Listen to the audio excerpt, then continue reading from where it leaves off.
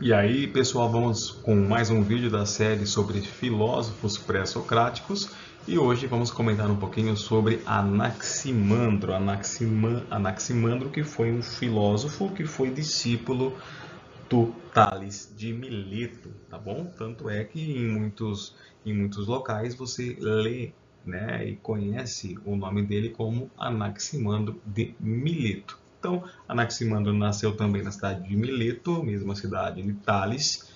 Anaximandro também é um filósofo pré-socrático, também fez estudos não só sobre a essência das coisas, mas deixou contribuições sobre a matemática, sobre a astronomia e até mesmo sobre geografia, certo? O Anaximandro, ele é um pouco diferente, um pouco assim diferente do Tales, no sentido de arqué, no sentido de determinar qual que é o elemento que deu origem às coisas.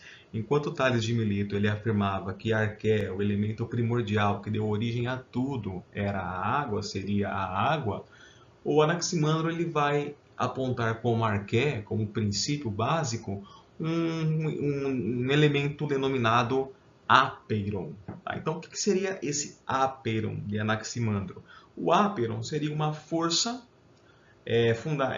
infinita, uma força indeterminada, uma força eterna, que não tem começo, que não tem fim, que é meio que cíclica, uma força externa meio que sem ter como explicar ao certo, que seria o elemento criador de tudo, certo? Alguns podem falar, poxa vida, será que ele está falando numa força tipo Deus? É uma análise que algumas pessoas buscam fazer em relação às ideias do Anaximandro. Mas, como princípio, né, tudo vai surgir a partir de uma força infinita, indeterminada e ilimitada chamada Aperon. Isso eu não posso esquecer, certinho?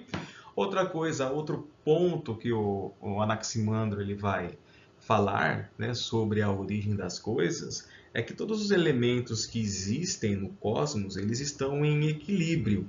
Tá? Então existe uma harmonia em todos os elementos que compõem não só o planeta, mas toda a existência. E que muitas vezes esses elementos eles são contraditórios, eles são antagônicos, eles são opostos, e mesmo sendo opostos, né, nessa oposição entre um e outro, acontece um equilíbrio. O Anaximandro, como eu disse para vocês, fez estudos na astronomia, fez estudos também na geografia, fez estudos na biologia.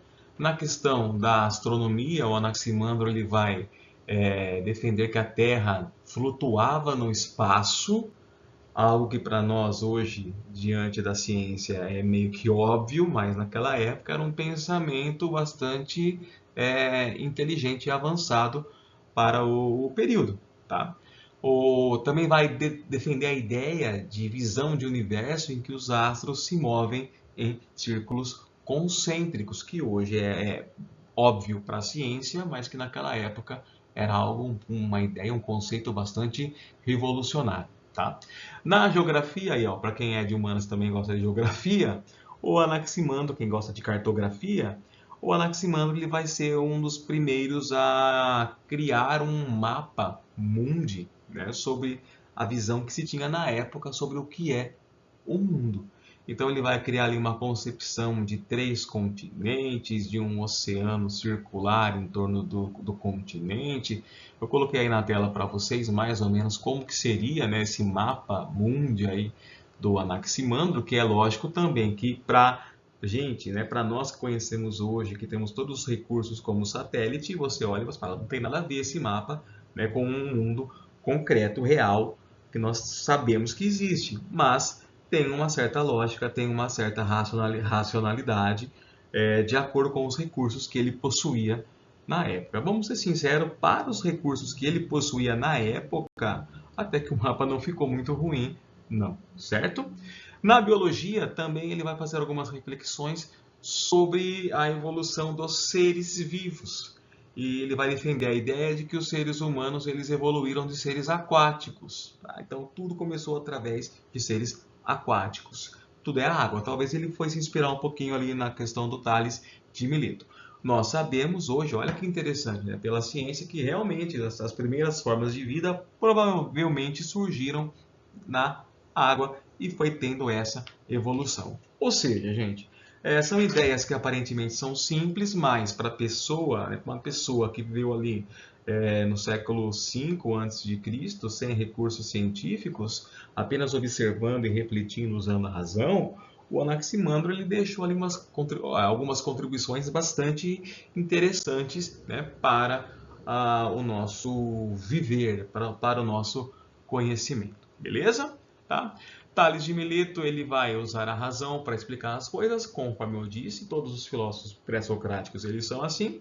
Vai influenciar também outros filósofos, como o Heráclito, como o Empédocles, que são filósofos que depois nós vamos ter vídeos também curtinhos comentando sobre algumas ideias deles. Então, assim, se você tem interesse, continue acompanhando os nossos vídeos. Sempre, lógico, explicando de forma racional. Beleza? Então, não posso esquecer, falei em Anaximandro, eu tenho que lembrar nas contribuições que ele deixou e que a origem de tudo, a arqué, segundo ele, seria o chamado ápero, uma força infinita, ilimitada, inexplicável. Beleza?